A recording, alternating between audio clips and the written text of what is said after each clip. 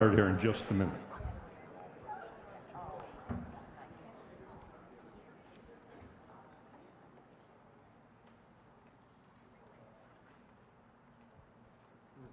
Good afternoon, everybody.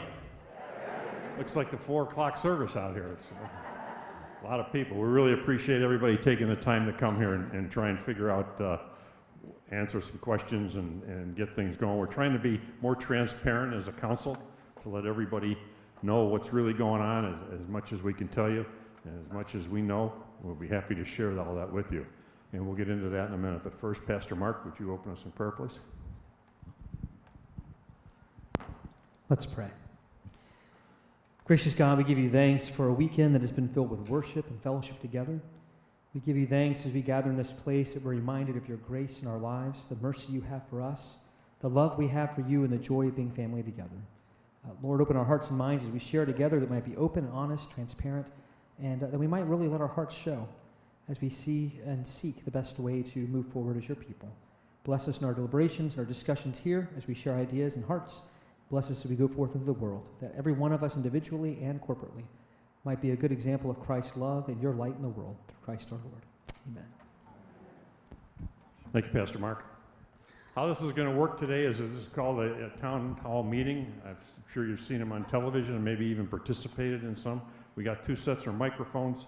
If you have any questions or anything you want to talk about, questions that may be answered, we have microphone A and microphone B, so we ask you to come up to the mics, and we'll go back and forth from A to B and so on and so forth. So it's an open forum. If you want to talk about whatever it is or have any questions about, it's not just necessarily the third site, but anything that's on your mind or anything you have a question about, we'd be happy to answer for you. So what I'd like to start off with is letting everybody know about what's going on with the third site. This may eliminate some of the questions that somebody may have. Last Monday, Pastor Mark and myself and Bob Odell and Doug Blomberg went and met with the folks at the Villages again to talk to them about the opportunities that lie ahead for us and what's going to happen with the property that we now own, and make sure that we have everything tied up and everybody is concerned about what's going to happen. We needed to get some answers from them, and I got to tell you quite honestly, the Villages have been absolutely wonderful to us. Don't let me mistake it. Everybody knows that they have been absolutely wonderful with us. They've tried to work with us, done everything that they could do to make everything happen for Hope Lutheran Church. Now, when they decided they didn't want the property anymore, it was a business decision that they had made, that they didn't want the House of Hope property. We didn't like it, but as a group, we understand it, what they were talking about. So, but they've been, like I said, they've been really great with us. Brings us to what the conversation entailed when we met with them. Basically, that third site, if you will, in the southern part of the Villages is available to us. And they are willing to hold that piece of property for us for a period of a year. So we as a congregation can determine if we want to move forward with that or not, or to raise the funds that are needed to purchase the property. The property will have all the utilities and everything run to it, and it'll be ready to build on. And that's kind of unheard of. They usually don't do that, but they do want to work with us, like I said, and so they are willing to hold it for a year from the day we sign the contract. Bob Odell and myself are going to meet with our attorney on Tuesday and hopefully draw up a contract with the specifications that if in fact at the end of 9 months or 10 months we don't want the property or we can't raise the money or whatever it may happen to be, that we can get out of the contract. So that particular piece of property, as you saw in the paper the other day, with the bridges and the tunnels and everything that's going over 44, and that tunnel is going to be right where that property, that comes out right where that property is going to be. It's an absolutely amazing piece of property. There are many, many churches, as they discussed with us, quite honestly, that want property. The Catholic Church is really, really pushing for them to get some property. As you know or may not know, Trinity Lutheran now has worship service over in Harbor Chase, which is right off of Powell Road, to develop enough. From what I understand, the first day they opened the doors over there, they had 100 people worship there. It's absolutely amazing. I know New Covenant, as you know, have been over worshiping at Eisenhower, and their building is about half completed. And from what I understand, that they have like 600 people worshiping there on their services that they have at the Eisenhower Center. One of the neat things about us going into this contract with the villages is that we will be able to hold services at Rohan. So we'll have an opportunity to put together a worship service over Rohan. So hopefully by doing that, we'll be able to build up a congregation, much like New Covenant did, to get enough people to help sustain that ministry out there, because there needs to be ministry south in the villages. There are absolutely no churches except one, Grace Tabernacle, at this point in time. So it's really kind of an exciting time for us. We were excited when we left there, and looking forward to working with and talking with and answering any questions that anybody might have with regard to that or anything else. So at this point in time, if anybody has any questions or concerns or whatever, please come forward, and we'll be happy to answer them for you. Len, when they come to the mic, would you ask them to say their name? Yeah, please say your name when you come to the mic. If you can't get up to the mic, we'll hold you till last, and then we'll get you a mic if you're unable to get up here. So, I'm Bill Panix, and my question has to do with long-term planning. Obviously, building a church out there requires then a pastoral staff.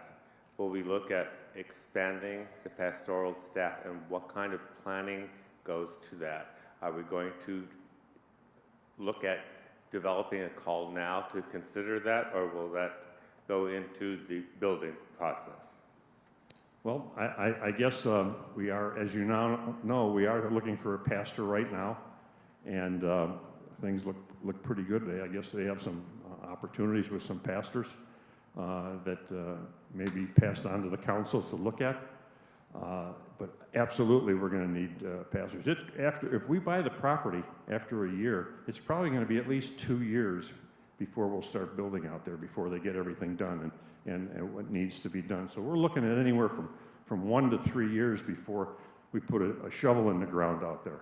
So that'll give us plenty of time to look for another pastor, which we're obviously going to need. We're in need of one right now, and like I said, they're pretty close with getting that put together.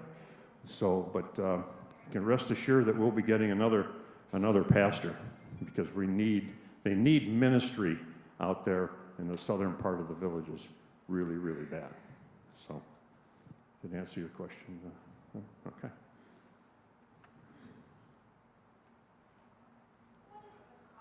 Could you come up here, please? Please, if you have a question, feel free to come up to use the microphone. We'd appreciate that. Sue Senesac. I was wondering what the cost of that property will be. It's $2 million. $2 million. Okay. $2 million. Uh-huh. Bob? My name is Bob Stoller. Len, what is the status of the House of Hope? Are they still looking, or would they stay under this arrangement? Well, House of Hope, the situation that we're in is everybody's up in the air right now. House of Hope's up in the air, Hope Lutheran Church is up in the air, everything is kind of up in the air. And we're hoping to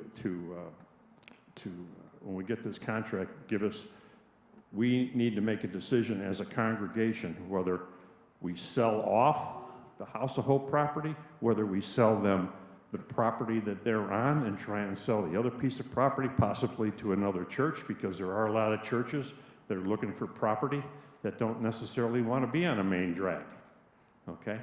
So there's a couple different options. Maybe House of Hope wants to buy the whole piece of property. Maybe they just buy half of it where they're at right now. So Until something is in stone and we make the decision, everything's kind of up in the air, but House of Hope will continue to exist, believe me. It might not exist at that property, and what's a little bit concerning, though, if they do decide to stay there, is that might not be advantageous to the program because it's going to be in a populated area as opposed to being away from everything that it is now. So, but that's a decision that their board has to make, and they've got some real strong people that are working on a regular basis to make all that happen. Len, that was my follow-up, I guess. I mean, we were going to trade this property. If they're leaving, could we sell it and, do it at no cost? Not worry about the $2 million. Well, that's what we were going to do, and the House of Hope was going to look for another piece of property. In fact, they had a couple pieces of property in mind. At one point in time, they bought some modular trailers that they were going to turn into housing and administrating and so on and so forth. And so they were going to move. So I don't know what kind of a market there is, if we've looked at it at all, or is there what? is there any kind of a market for the property, or have we looked into that? Well, we don't know. We haven't looked at it. We need to get it, appraised and so on and so forth. So we're not going to lose any money on it. Right, thank you. So, yeah.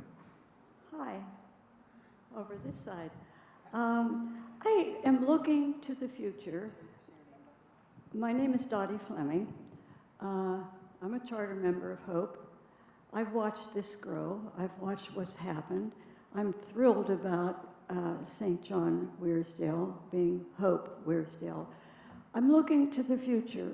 If we wouldn't be able to have a permanent place there for 2 years, maybe, if we buy property and build, what kind of demographics do you know about that area? Are we going to have people who move in there who care about the church? We've had a congregation here who have been church people all their lives, just about. They were willing to support a big mortgage. They were willing to take a risk. What type of folk are we going to, I know you can't predict it, but it's a question in my mind. Are we going to have people who are committed to church life, church, building churches, paying for churches, wanting to be there?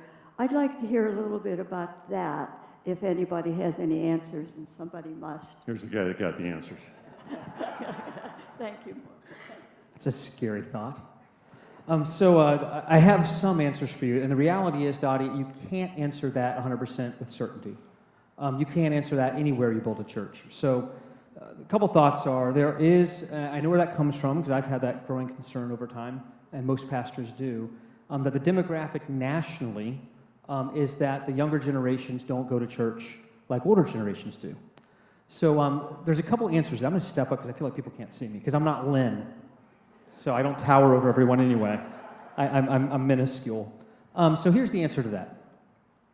There are a couple ways that we need to address that very question. One has to do with moving south, because that's where the growth is, and people get excited about growth, and you have an influx of fresh people, and that's an important thing to do, and that certainly we'll certainly see people coming in from that. And demographically, we still are behind the curve nationally because we're bringing in an older population. So we still have far more churched people coming into this region than you have moving into other areas where there's younger people. Now that's a question that relates, it's kind of and not, this isn't about you, this is about the whole church nationally answering that question. It's kind of a false pretense question. Because when we ask that question, what we're asking is, are the people moving in that area going to make it easier for us to do ministry? That's what we're really asking. Is it going to be easy for us to grow a church because the people there are coming in and want to grow a church? So let's just have, sorry, Lanny hates when I do this. Sorry about that, council. We'll talk later. But I'm going to share with you the story of Hope Lutheran Church. Some people who were really in love with God and really in love with mission and ministry got together with a fresh pastor who had just come to the region to start a new church. And 5 of them got together and decided to start a church here, which became Hope Lutheran Church. And they started it in a location that was at the crossroads, major crossroads of new development, this was the south part of the village. I want you to think about that. This was the southern end of undeveloped villages. There was still buffalo across the street. Do you remember when there were buffalo here? Anybody remember that? You know, there were buffalo here for about 3 years when I moved to Bellevue, and then somebody got bitten by a buffalo because they were feeding it and teased it or whatever, and suddenly, because you know that's how it works, they all went away. And all of a sudden, we have houses across the street. And houses everywhere. My in-laws live in Caroline. They were the last cul-de-sac finished when I moved them in, went away for a month because I was tired from moving them, came back to visit, and we missed their road by 3 roads. And I'm not joking, it was that fast.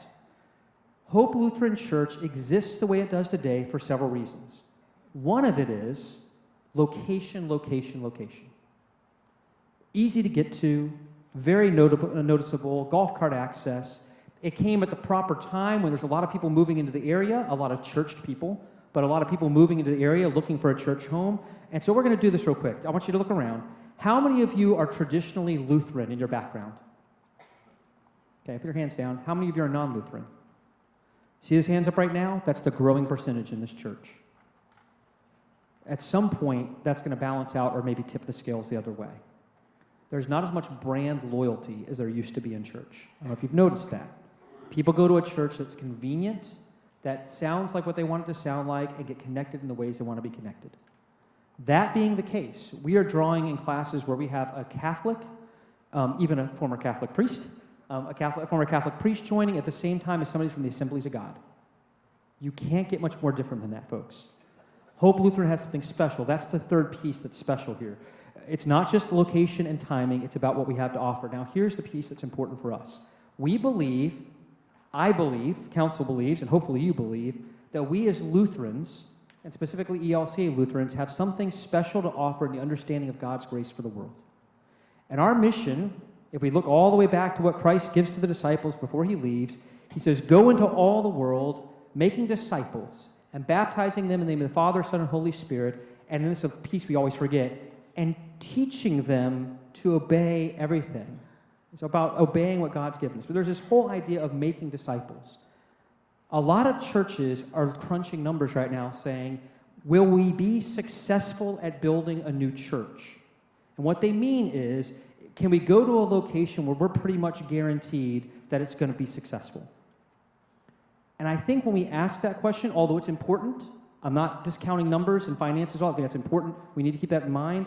Our primary focus is we're to be making disciples. That means we have to put the evangelical back in the Evangelical Lutheran Church of America. We have to be out there talking about what Christ does in our lives. We have to be sharing what it means to be a part of the body of Christ. We have to be transforming people's lives in a way and bringing the gospel to them in a way that is meaningful. If you want to use it in crass business terms, we have to make sure the product we're giving is worthwhile. That's what it's about. So when we talk about going down south and starting a new church, it's about, do we believe that we have something to offer that's worthwhile to transform lives? If we're going down there and we're only asking, will this fly because there's enough Lutherans to make it fly? Like the old cartoon, the old member is complaining to the young pastor, what's this all about? It's about evangelism. Everyone around here who's supposed to be Lutheran already is. I think we're doing ourselves a disservice. So I am not interested in whether or not it's easy. I'm interested in whether or not it's feasible and it's worthwhile to do. But the bigger question is it worthy work for us to do it? That's the question the early pioneers of Hope Lutheran had to answer when there was nothing here. Now, they rolled the dice and assumed there'd be enough people coming that were churched or who wanted to be in church that they would be here, but they also had to deal with the big churches on every corner, it seemed like, going up at the same time. Methodist, Presbyterian, Catholic, they were all going up at once. They had to believe they had something worthwhile to offer. And you all showed up because you felt there was something worthwhile to offer at Hope Lutheran Church. So you have received from what they did. The question is, do we pass that on to other people? So yes, there are demographically people coming who will be churched, but more than people, there are demographically people who need to hear the gospel of Jesus Christ who are moving to this area, and we have it, and they need it. And so that's the ministry I think we're called to do. So I don't know if that answers your question exactly, but it's kind of where I am on that answer. And that was a long pastor answer because you handed me a mic, and that's what you're going to get.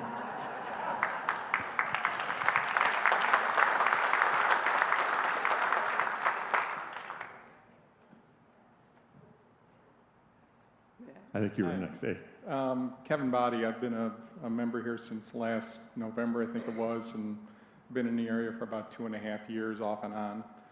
Slowly, as my wife would say, glacially, thanks to me transitioning down here. But anyway, not knowing a lot about the area and the history of it, other than through all the other fine people that are here, can we talk a little bit about possible alternatives to that site? Obviously, it has a lot of good things with location, location, location, but trying to read the maps and stuff like that for what the village owns and stuff like that, I guess, well, let's start at the 10,000-foot level. First off, did they happen to say why they didn't want to do the swap anymore, or what kind of, how they managed to change their plans in some way? they basically changed their design plan and what they were going to do down there in the Wildwood area. Basically, they changed it. Did they reveal to you how they changed it in some way, or that might impact our Yeah, decision? what they're going to probably do, and this is today, Yeah, of course. Okay. Tomorrow it'll be different. is that they're going to put a golf course on the other side of House of Hope to put a barrier between the House of Hope and the houses they're going to build. So in theory, there's going to be a golf course that'll back up to the House of Hope, and then they're going to build houses on the other side of it. On the north side. Right. Okay, on the north side. Now, looking at the maps that are often in the paper, to follow up on that, it appears that the village owns, true or false, if anybody knows, do they own the adjacent properties to the northwest and the southeast, kind of along the turnpike there? To my understanding, yes. And so then, that begs the question, depending on what's there, I mean, the golf course is there, so there's going to be golf cart access in theory, although the walls, it sounds like you said there's going to be walls there, because when this whole thing started, we were looking for golf cart access and all the rest of that stuff. Right. So the possibility of building a church and still have golf cart access is still kind of like off the table, or has something changed? The problem is not golf cart access. They're willing to put in golf cart access. The road is road access. Okay, That's the issue. okay, so that part of it hasn't changed any? No. Okay, so based on what you're saying then, the feasibility is a poor choice of words, but to put a church on part of that 28 acres doesn't seem to be a good idea, is what you're implying. For Hope Lutheran Church, it For may Hope be Lutheran. advantageous for another church that really wants to be off the beaten path, and they want to go down the route to, look at road access and so on and so forth. That's entirely up to them. But as far as we're concerned, the location is not as good as the one that we're looking at today. Okay, So all right, to answer your first question, though, one thing you need to keep in mind is that when we first started this project back in 2016, looking for property, we went out and looked for property other than what the villages owned, okay? And right now, they own just about everything. pretty soon it'll be Morris County instead of Sumter County, I understand that. But back then, in 2016, when we were out looking at property, it was going for anywhere from $500,000 to $750,000 an acre. Okay, so in theory, at 7 acres, this is still a quote-unquote bargain. Right. Okay. Then just to follow up a little bit further on a different location, I also saw in the paper this week that it looks like the developer and the county is looking at, if you saw the picture with the orange lines kind of sweeping through it to the southern part of Sumter County, could it possibly make more sense to move even further south, or that it would be a little more centrally located when it's all said and done, if you know what I'm saying? Yeah, well, what's attractive about this particular piece of property, and keep in mind that any piece of property you buy from the villages that you want to put a church on, it's $2 million. Whether it's 5 acres, 7 acres, or 10 acres, it's going to cost $2 million. They're selling it by the lot, and the price of the lot is $2 million. As far as moving it south, I don't know that, we don't really know what's going on down that part of southern part of the villages other than where we're at, but I got to tell you what, we're in a major intersection where this piece of property is proposed. It's just like putting a church here where we're at, on 466 and Morris Boulevard. The property that we're looking at right now is just like here. I mean, it's going to be in a major, major intersection. In fact, possibly even 3 major streets are going to be running by it. So it's believe me, we've looked at this and looked at the property and so on and so forth.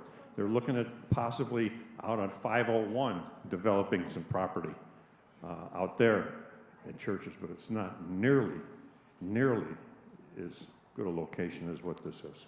And Lynn, I'm going to add to that. I was going to add to that. But the two places they said might be on 501 are a little smaller, and they're right across from the prison. It's kind of a location you want to think spatially.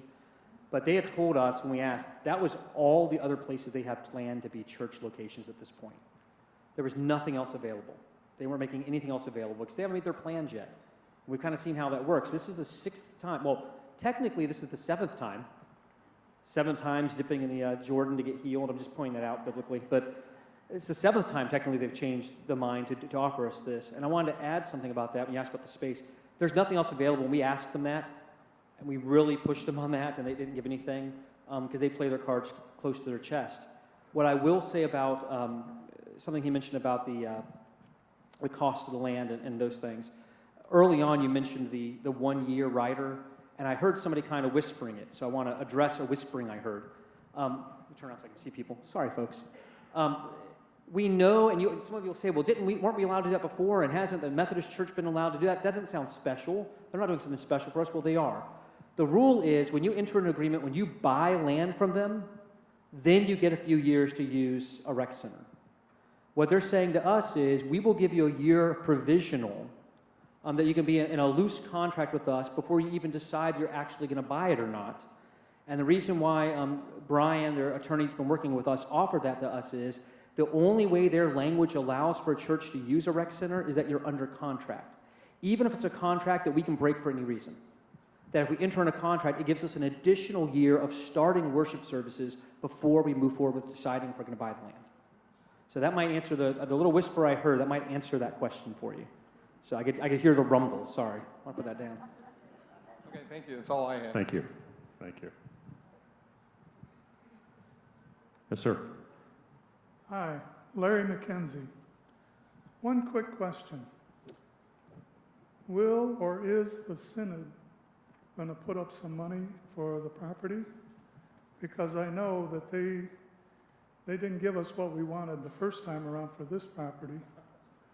So I'm just curious, are they going to help out this time or no? No. Oh, okay. Is that right?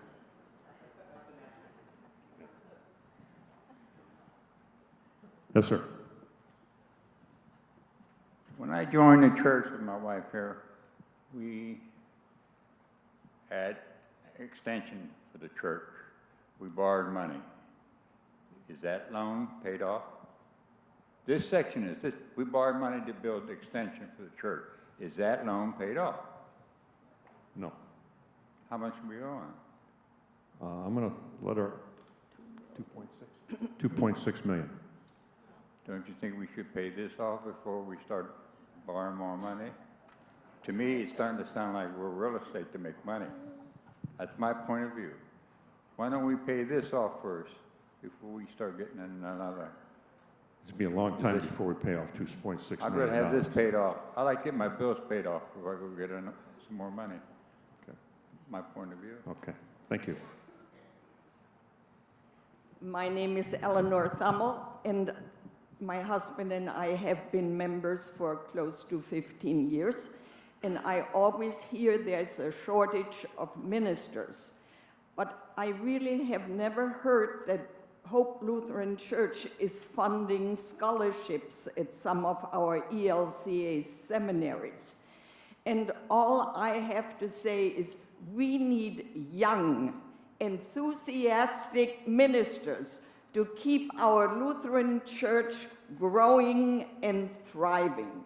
And I think that is more important than having fancy buildings.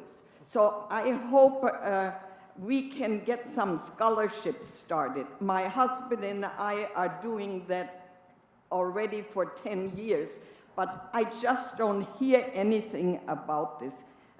So I'm disappointed, and I thought I'll open my big mouth and mention it. Thank you, Ellen. I will answer that briefly. We aren't, although we give to the larger church, which gives some, but at least 2 seminaries, Lutheran Seminary and in Chicago, and also Gettysburg Seminary, you can now go and get your MDiv debt-free. They have, through their endowments, you can go and be a student and have no cost for tuition or anything if you live on campus. They pay for it all. The problem is not that it's not cost-effective, which was the problem when I went. I had to pay a lot of money back. The problem is people aren't entering the ministry. That's the bigger issue right now. But yeah, money helps, but that's a double issue. Ron. Hi, my name is Ron Durian. I've been a member of Hope Lutheran from the beginning. My wife Donna and I were 30 people that sat down with Pastor Hunneman when he got here. And we went through an awful lot. We always had mission and discipleship first in our mind. Before we broke ground for this church, we sent money to Haiti for them to build a church. So that's a way to be a disciple. My question goes back to a little bit of what the gentleman said. Are we looking future growth for discipleship to add to our 2.6 million with 2 billion more for land, and within 3 years probably another 3 or 4 million for a building? There's other ways to be good disciples. I think we ought to really put effort into making our Lake Weir campus the church it used to be, which I used to be a member of.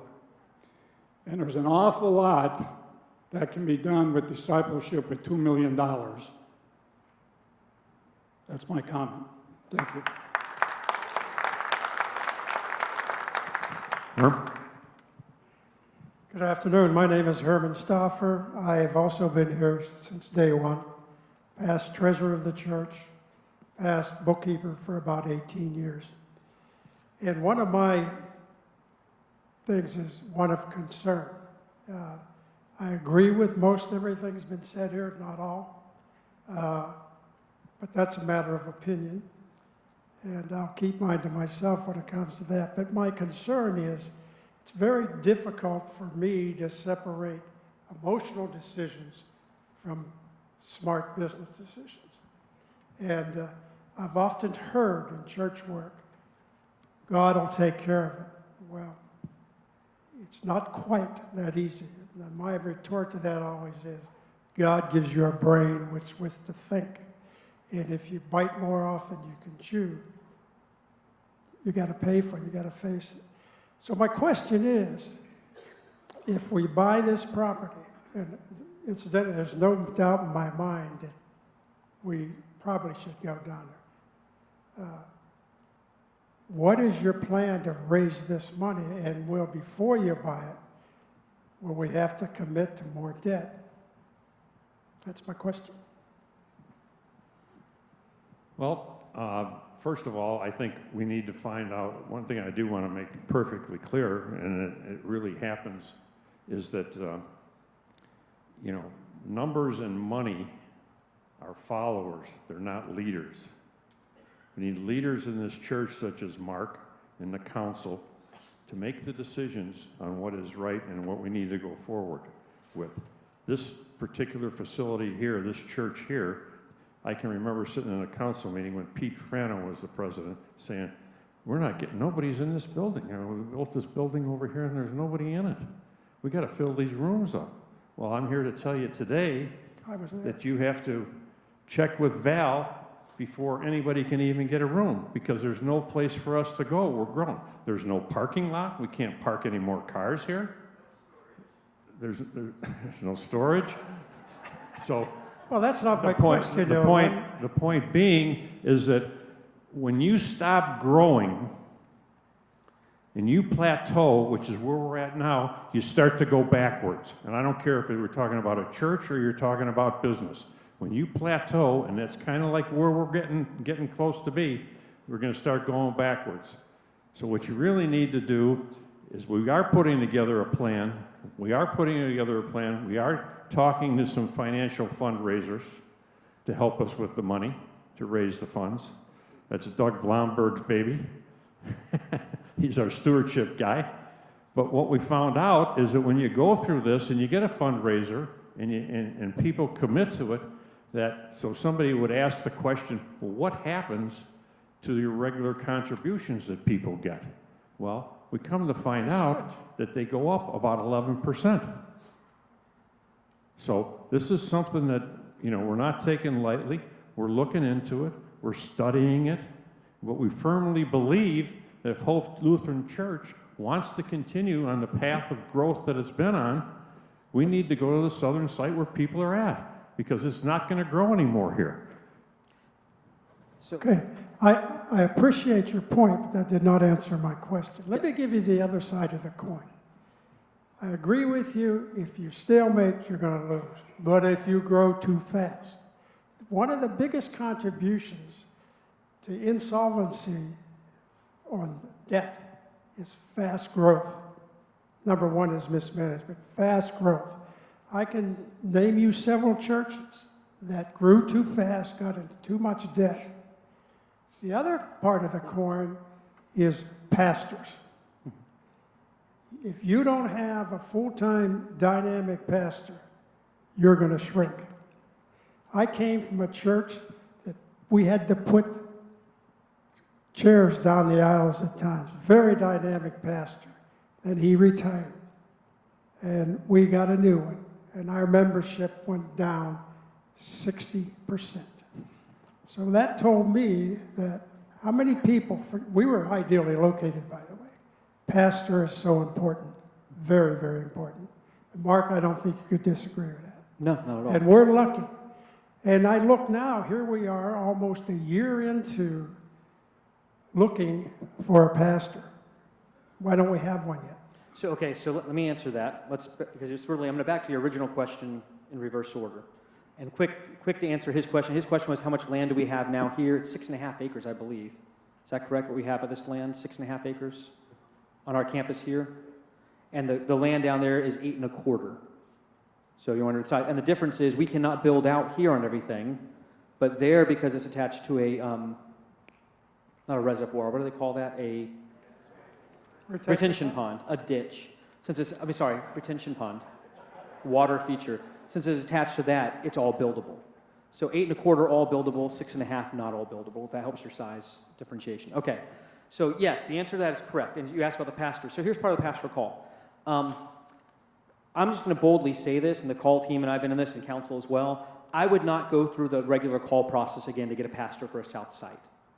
I would look for the right pastor at the right time with the right skill set and skip the call process through the synod, and the bishop is on board with that.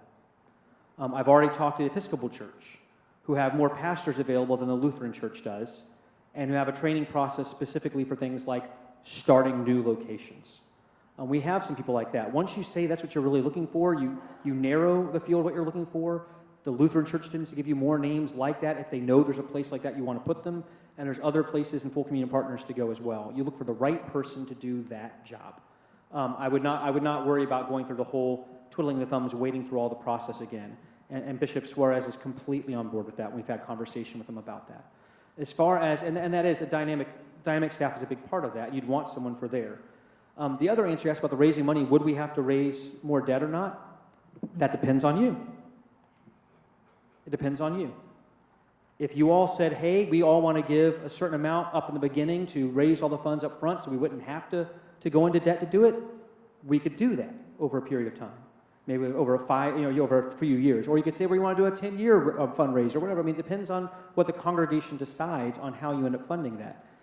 What I would point out for me, what the bonus for me is the year of growth, the potential to start a congregation and get our feet on the ground and see what's happening and growth potential, what's going on, and starting a new congregation that would help support the church like they're doing in the Methodist Church, like we did here, is that those are new people coming in, helping support what they see as their church that they're owning and a part of. That helps with the cost, obviously.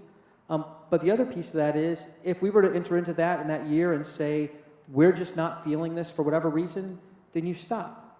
And if you want to be really cutthroat about it as a church and be financially good stewards, you say, we've put money down on land that we know is extremely valuable to a lot of people, and we've bought it, and we've decided that we can't go forward on this for whatever reason. You can always, you have substance for the loan you've taken out. So I don't like that idea because it feels mercenary to me. It doesn't feel biblically minded. It feels mercenary to say, well, you have the land in hand. If you had to, you could let it go. But the reality is, you're not in a place where you're really stuck in that situation. But how you raise the money would depend on the congregation. And I hear what Jim said about the debt we already have. The timing is an issue. Nobody answered that question. Timing is an issue. Now, I know all of you are surfers, so you're all going to be with me on this. But when you want to surf and a big wave's coming, you have to start paddling before it gets to you to be on the crest of the wave. If you don't get on it fast enough, or you get on it too late or too early, you miss the wave. If we don't catch it at the proper time for the location we're looking to go, so the growth is sweeping through that area, we wouldn't want to buy land 20 miles away and say someday the hope will be, the villages will be here. They probably will, but someday they'll be there. You also don't want to buy land. You also don't want to buy land and not build on it, or not buy land until it's too late, and then you build land where the village is already built out. I mean, can you imagine a church saying, "Hey, we're going to start a church just down the street here now, like a quarter mile away from us, where there's some land available, where the high tension lines are"? The village is already built past that. They're not going to get all the fast growth and things helping with that. It's going to be harder to do because you're not in the growth area. So that answers kind of Jim's question. I just want to tell the gentleman that asked about the villages along the turnpike. Yesterday, coming from the airport, I decided to get off at Wildwood instead of Leesburg, and I was totally amazed at the distance of strip land and the amount of pipe laying right adjacent to the Torah. It is huge, just huge. Thank you. The village is projecting to do 26,000 houses in this new area that they're developing. There's got to be a few Lutherans in there.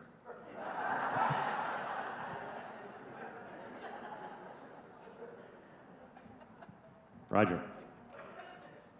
Hi, my name's Roger Bell. I want to follow up a little bit on what Herm questioned about pastors. And first, I'd like to hear what the pastor has to say about where we are on the present call committee. So we are interviewing our final of 3 candidates in a week, and we will be passing on one of those 3 names to the council. We've already met with 2. We feel that were decent candidates that would be good for us. There was no problems with them, unlike past people we've interviewed. There was no issues there, so they both could be really good. We have, so far, there seems to be a leaning towards one, but this third person will kind of nail which of the 3 get passed on, and that'll be it. Second, let's assume that you and the council find a suitable candidate, and that maybe in 3 or 4 months we can have a called pastor. Where does the council see that pastor serving? At Lake Weir campus? No, we will still be in the, sorry, it's a pastoral question. We'll still be in the setting we are with the round robin kind of situation we're in with the now as group pastors. Unless we feel as time goes forward and when they settle in and we become one church feeling together, then as we see a need to put somebody there primarily, we would. But that's not what we're planning on doing right off the bat. Well, you mentioned before about maybe hiring a pastor for the new south location. I'm a creature of habit, and I think a lot of other people that are here are also creatures of habit. And when I come to church on Sunday, I'd like to see that familiar face in the pulpit. What you just said concerns me, that you're going to rotate, and I think that to move ahead at Lake Weir, we need somebody who's going to be there at least 3 out of 4 Sundays a month. And assuming we move south, we're going to need another person who's there at least 3 or 4 Sundays a month. So the difference is, up there's a breaking of habit at Lake Weir to not be seen as a separate congregation. So there's a transitional period of making sure we're all one body together, that we all understand who all the leadership are, and sharing together, especially in the summer when there's a lot of people gone, pastors gone, and not identifying somebody on staff right now to do that. The difference with the southern side is you're specifically choosing a person to develop a brand new place from the ground up. I mean, I hear what you're saying, but that'd be like saying, well, I only want to see Barry or Mark, so I only go to church twice a month. Not that anyone here would ever do that. But the reality is we've been rotating pastors here since before I got here. So that's been part of the process, part of the history of Hope. And in a large church, it's necessary, especially for me. I mean, I was up at Lake Weir today. I need to be seen there sometimes. They need to feel like they're not the redheaded stepchild who gets sent the bullpen. So I have to be in rotation. I understand that you need to be seen up there, but those people who go to that campus for regular worship need someone that they can put their arm around week after week. And that's sort of what I'm concerned about when you talk about rotating pastors. I think they'll have that person eventually. But for right now, that's just not where we are, staff-wise. I have one other question I want to sort of clear up in my mind. Assuming that you sign a contract with the villagers, at what point would we be allowed to hold services in Rohan Rec Center? Immediately, as soon as we're ready to put it all together. They've already told us we could do that if we sign a contract. If we don't sign a contract, we won't do it. They won't let us do it. And we have up to a year to sign a contract? Is that? No, we need to sign the contract right away, and then we have a year from the date that we sign the contract. To get out of it, to get out of it. It's a loose contract. So we can get out of it without having to actually buy the land for a year. So we have a year to say, this isn't working for us, we're out. So, with no money. Pastor Mark, who do you see then would be going down to Rohan Rec Center to lead the worship services? So as of our staff as of right now, I would not start those services till probably the first of the year with our current staff until we get another pastor here established. It could be the pastor we bring in, but I'll remind you, we're bringing that pastor in to make up for the fact we're already down a full-time pastor. That is not an additional pastor. I understand. So it would the third person, I've already talked to other options of people we have, listed names available to us, but they're contingent upon whether or not we have a third site if those names are released to us. Because they're specifically names for call for a new site. So I end up getting one of those people. Okay, thank you. Yeah.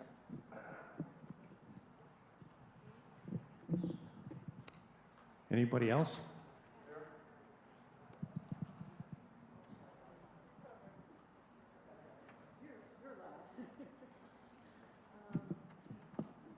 I finally heard the word, our campus at Lake Weir. I've heard people talking about it. I'd like to hear a little bit more in terms of financially and planning ahead and how we are going to organize ourselves at Lake Weir. I've been there 4 Sundays in a row. There's still a lot of loose ends there. I'd like to hear more about that. I want to hear what the council has in mind to help them with their formation, their organization. Let us know. Let us know where you need help. I just answered the email from Peggy this week about needing help there, who would volunteer. Happily, I will do that. But there's much that needs organized at Lake Weir, and I want to hear more about that from council. We went into that, there is some financial obligation there. Can we help it to grow? We have a ministry to do there. Pastor Mark mentioned ministry to the southern part. We have a ministry to do up in that area. And how do we get that moving? Where are the plans for that? I'd like to hear that from the council. Okay. First of all, we have to do some renovations of the property. We've completely painted the inside of the property. It now is completely painted on the inside. We're going to be redoing the bathrooms. We had to fix some holes that were in the roof. We fixed those. We needed to clean the roof. We needed to pressure wash the building. We needed to get it to the point where it was acceptable to the way that we wanted it to look and appear. We're in the process of doing that. It takes time to do that. We have volunteers that go out there. The guys and gals from this church go out there and fix the things that need to be done. They had leaks in the windows. We were going to put new carpet in in the narthex and in the fellowship hall, but we couldn't because the windows were leaking. Well, we finally figured out how we could fix that. We just had the windows reglazed yesterday. So it's a matter of time in doing the things that need to be done physically to that building to get it looking. We had the roof painted. The roof was in terrible shape. We had to get that painted. We painted that. We had it cleaned. We had it painted. It's going to take some time. They're working a little bit on the parsonage, on the roof. That roof was leaking. We want to get that fixed before it gets any worse. So they've been working on that as well. The exciting thing about growing the population there is I went to church there this morning, and I can remember going there when we were first talking about there was like 20, 22 people there. There was 58 people there this morning. So just from really just the word out, the signs out, so on, we're seeing some growth there. It's not the growth we want, but that church is never going to be like this church. You know, if we get 250 members there, or 300 members, I'll tell you what, we've conquered the world. And that's just a nice little church to go to. It's a great little church. Very nice. So, what we're going to do to get the people in is we're putting together a marketing plan with Doug. He's putting together that with Marina, who works in our office, who is a marketing specialist. We're going to put out direct mailing to all the people that are around the lake, Spruce Creek and what's the other housing project that's across the street from Spruce Creek? Stonecrest. We're going to do a direct mailing in 3 or 4 zip codes that are around that church, not only once, but twice. We're going to have a grand opening when the building is done and ready to be shown to everybody and show you what we've done. Hope Lutheran has come out there and done their thing and make it a very, very nice worship center. That's going to happen. We're going to have a picnic, hamburgers and hot dogs. We're going to invite the neighbors, the neighborhood, to get them to come and see what's going on at Hope Lutheran Church, Lake Weir. We're excited about doing it. We got some real professional people that are going to head that up, that have done that in their past life, so they know what they're doing to get the people. Down the road, not tomorrow, not the next day, we're going to have maybe even a youth daycare center out there. Use the parsonage as a daycare center to bring in some youth to that particular church. We can't do that here because we got grandkids that come and visit us once in a while in the summertime, and that's about it. So, but that's what our plan is. I mean, it's going to happen. It's going to be done the right way, and most importantly, it's going to be done the right way. Is it going to happen tomorrow? No, it's going to take a couple 6, 8 months before we really get that thing established. However, it will happen, and it's going to happen. The flip side, yeah, you asked about ministries. A lot of it's needs-based ministries. It's a very different demographic than we have here. And listening to what people are wanting and needing in the area matter. I have heard, we've talked about the child care center just as a dream several times about how we thought that'd be a good idea. I've met 3 people in the last week who live in the Summerfield area who were talking to me about their crisis of having a child who's 1-year-old, one just had their first birthday, and that they don't have a place to take their kid. They're driving across the villages to another location to drop them off in the morning, then driving back to work, and then driving across the villages to the Wildwood area, and then back again to find an infant daycare in the region. I said, well, where do you live? And they said, I live in Summerfield. I said, how close are you to 42? They said, right off of it. And I went, huh. There's a lot of need-based ministry. That location needs to be seen as a mission outpost. Working with Love Inc. and other ministry teams in the area to find out what's really needed and meeting those needs. The old saying, you've heard it many times before, it's cliche, but it's true. They don't care how much you know till they know how much you care. So it's meeting needs and getting out there and doing service ministry and being seen as the heart of Christ in the community that will bring people through the doors to say, these people care about us. And that's how you do need ministry up there. And it's very different. And we have somebody we're looking at bringing on staff who does that specifically, outreach ministries in that way.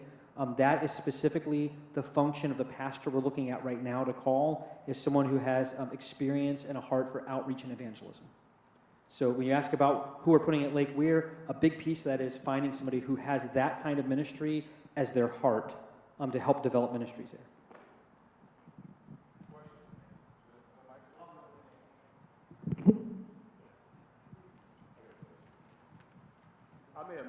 Nicky Boffman, and I may have missed a point. The land where House of Hope is, even though the Villages doesn't want it, aren't we going to sell it? Did I miss that? Why? We've thrown around a couple different possibilities. The possibilities are, number one, to sell the product to, sell the land to whoever may want to buy it. Right. Or we could subdivide it, sell half of it to the House of Hope, so they could have a place, and sell the other half to possibly a church. Will the property be sold? Probably one way or another it'll be sold. And really what I'm leading to, if that 8 acres approximately, right? Didn't you say there were 7 or 8 acres there originally? The new site? No, the House of Hope. I'm not sure how many acres it is, 7 or 8? Bob, do you know? Well, the whole thing, but I guess what I'm... 28 acres. 28 acres. 28 acres, but wouldn't that more than pay for the $2 million for the land for the new church and building a new church if you sell it? 28 acres? I guess it depends who buys it, because, you know, Right. the Villages were gonna do it, they didn't care about those buildings, they just cared about the land. Yeah, So but those 28 buildings acres mean nothing to them. worth a lot of money, which would more than pay for the debt of building a new church. Right. And I would hope that you could sell it and get more than enough to pay for the new church, the land, and sell and pay off. That ain't gonna happen. No. Right. Brian, I'll tell you, their attorney said he thought our land was probably worth, now take this is a Village guy saying this, right? You know how much they want to charge us for our land? He goes, well, I think your land's probably worth $2 million where you are. So, you know, you could probably sell that and make the money to do our land. I mean, there's that thought. We don't know what it's really worth. It's like a baseball card. You have $1 million baseball card if somebody wants to pay $1 million for it. So access means everything. If there's not golf cart access there, probably no church would really want to buy it. And whether or not it has golf cart access is up to the Villages and their stipulations. So, You know, My first comment is the council corner was published today. You guys have been doing a great job getting that out. I feel much better about what's going on instead of all the rumors that are going around. Number two, I noticed that you mentioned Bruce Dillman is now working for the church with some salary. I have not heard one negative comment about him. If you go through here today, they would say he's the number 2 pastor in the church, even though he's not a pastor. And I hope you're wiring him down and not getting away, or you're not doing your job.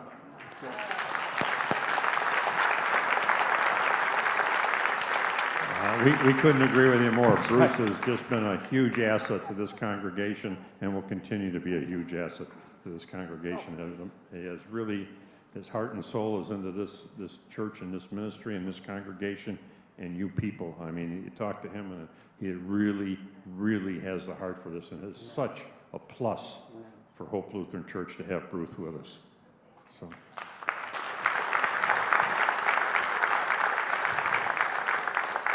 He's in the sound booth. I hope he can get out because his head is just... Dick? Dick Peterson. It's a very exciting time for this congregation, no question about that. And I'm excited about the possibility of another site, but my big concern is the funding of everything. As someone who's been in fundraising much of their lives, I want to make sure that if we're going to do this, we've got a plan in place to go out and raise that money that we need. Last time we tried to raise $3 million for this building. I was on that committee. I was extremely disappointed. All we raised was $1 million because at that time, I hope I won't offend a council member back those days, but all we could do is write a letter to people. You do not raise dollars, big dollars, by just sending out a letter. That's not the way big dollars are raised. So my concern is, and I basically support it because I'm also concerned about House of Hope, who will probably have to have a fund drive as well. So we're maybe looking at 2 possible fund drives coming up. And I think we need to make sure that we know what we're doing in terms of our commitment to the future. So that's it. Okay. Yeah, you're right. You're right in what you're saying, Dick. We know that although we have some real talented people in this congregation, we're all retired. Most of us are anyway. And we know that we need to do this the right way. And if we do it the right way, you have to get a professional that knows what they're doing and how to do it and go about doing it the way that is good for everybody. So we are in the process of looking for a professional fundraiser. There's a whole bunch of them out there. We just got to weed through them and figure out which one best fits our needs and where we want to be. So, anybody else have any questions?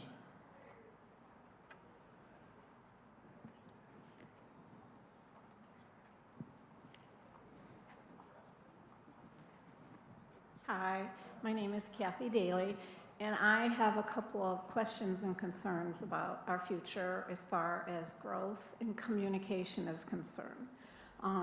My husband and I both joined, well, we started worshiping here back in 2014 and became members after we moved down here in 2017. I know that, and in being shareholders of different companies and working, that as growth occurs, there is a lack of communication. Sometimes it happens, it falls through the cracks, and I feel that we are experiencing some of that now. And that, I think, is due because of everything that's going on, whether it's all of the things that we have going on here at our central campus, or all of the new things that we have taken on at a second campus at Lake Weir, and now a third campus. My husband Scott and I are very excited about a third campus because we basically live practically right on 44.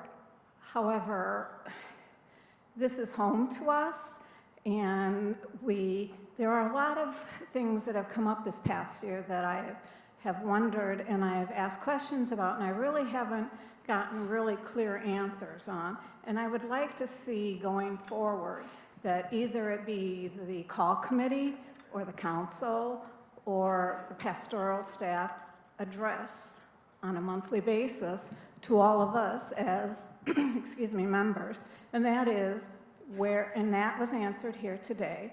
And I'm thinking, this is great that we had all these questions answered today, because I had a lot of questions that were addressed earlier today, and I feel really good now about knowing the answers to those. However, I think on a monthly basis going forward, with as much as we have going on here, that we need to, on a monthly basis, either have something printed out and put in the news of the pews, or have someone that's leading our congregation on a Sunday on a monthly basis, or on the website on a monthly basis, like where are we with updating, or where are we with the pastoral staff with getting additional help in for Pastor Mark, or where are we with the music department with replacing people in our music department, where are we with, last week, my husband, when he was ushering, was asked a question about the pictorial directories by a member. They wanted to know where those directories were at, because we were told at the time that we had our pictures taken, they would be out this summer. Well, obviously we don't have them, and he didn't have the answers for them. So I went ahead and called the church office, and Jeff checked on it for us and said that they aren't going to be out now until October. But I'm just saying, I'm just using these things as an example, that I think that as we grow and we continue to grow, other things that we have going on here, whether it's our ministries or functions or whatever, those things just fall through the cracks, not by negligence or by anyone's fault. It just happens because of everything else that's going on. And I would like to see us as a congregation have something put out monthly, updating us on exactly what, not just this was discussed at the council meeting, or this was discussed by so-and-so at the call committee. I would like to see definite information that was discussed and either voted on or denied at these meetings, so that we know as members of this congregation where we're at going forward with making these crucial decisions. Last winter, I think it was, we had attended a little get-together on different prayer groups, and my husband and I had signed up for it because we were very interested in it. We had one at our church in our home city, and to this day, that was 6, 7 years ago. To this day, the people that were in that prayer group with Scott and I were still very good friends, even though we all live in different cities. We were very anxious to be a part of that here. And somehow, I think because of everything else that's going on and with all of the growth, that has kind of been put on the back burner. I am willing, I very much want to be a part of a prayer group, whether it's here or whether it's with the Christian church next door, or whether it's with the Methodist church, who are neighbors of ours and belong to the church that is being built out on the south side. That is something that Scott and I very much want to be a part of. But the whole point of us wanting to be a part of that prayer group here at Hope Lutheran was to meet and get to know some of our other fellow members here. And that obviously hasn't happened. So, okay. I'll answer that directly. So that's on me. That was my dream to get those started, and I very unwisely decided to try to start those at the beginning of Lent. I also was kind of hoping I would have somebody here by then at that point, and we didn't get anyone, and I overreached on that, and so we decided to not do it during the holy season. Okay. And then summer, we felt like it was not a good time to start it because it's summer, and a lot of the people signed up, about 100 people signed up, a lot of people signed up wanted to do only seasonal, so they wouldn't be here anyway. So part of that, if you look at our breakdown of our 6 areas of ministry, one of them is education and groupings, which has always just been focused on as education. And education and groupings is part of the discipleship ministry of the church and falls squarely under Bruce Dillman's control now. So one of the reasons why I'm bringing Bruce on was to take over those things, so that rather than trying to overreach and take more on my plate and do that because I want to do it, is to make sure it gets done by somebody who has the time and energy to do it until I get some more help. Right. So that's what Bruce will be focused on this fall. He's already got it started.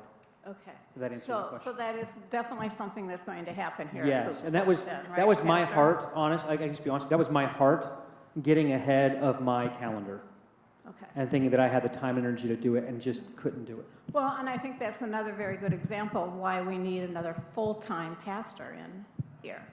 Because of something like this, it's a ministry that's desperately needed with as many people as what you said did show up that day and sign up. And I had thought, when I saw all the people and all the people that were signing up, this will be great. We can have couples, we can have singles, we can have men, we can have women's groups, and they can be either in the homes or here. So I think that is a big ministry that is needed here. But going back then to the communication, I guess my question would be to you, Lynn, as our council president. Is it a possibility, or can we start having things on a monthly basis printed and given out? Somehow, I think that's, communication is the, I'm sorry, what? This is enough now. Oh. Overstepped your time. Oh, okay, I'm sorry. I'm sorry. Okay. Let me answer your question. I think that the council really strives to communicate with the congregation, more so in the past 6 or 8 months than we ever have. We have the Council Corners, which goes into the newsletter. It talks about our financials. It talks about what we discussed at the council meeting. I was talking so much in front of the congregation that Pastor Mark was going to give me an awe. Oh. You know, we really, it's kind of not a sensitive subject, but something that we're really working on to get what we're talking about at council meetings and to communicate. As I said in the opening here, you know, we're talking about being transparent, and that's what we're going to be, and it's going to continue to get better, and we're really working on that, and especially with everything that's going on. Right. Are all your questions going to be answered? Probably not, because there's 25 other ones in front of that one. So we're doing what we can to answer. We're going to have one of these meetings every month, town hall meeting, and I think the next one is, what, the 21st or 22nd of August? 19th. Or the 19th? Okay, great.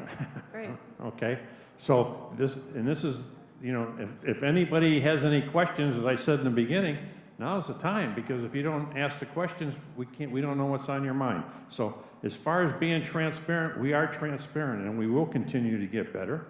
Okay, we've gotten better, and it's going to continue that way. So. Okay, Thank you. You're welcome. Len, Yes, sir.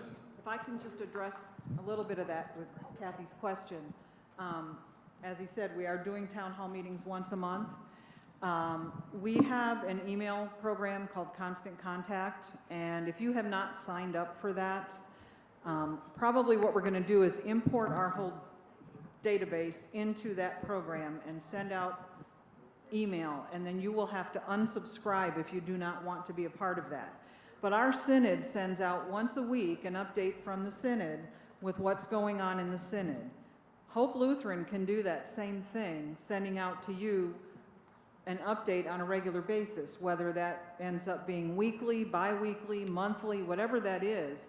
But you would have to be receptive to receiving that. Also, we can do things on our website.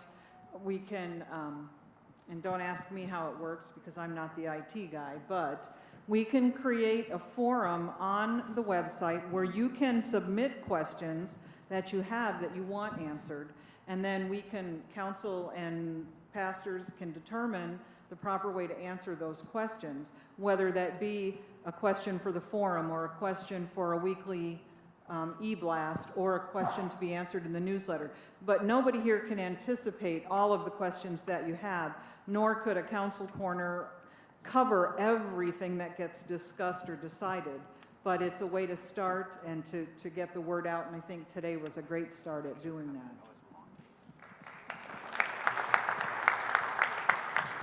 Does anybody have any other questions? I'd like to, at this point in time, I want to first of all say thank you to the council. I mean, they've done just an admirable job.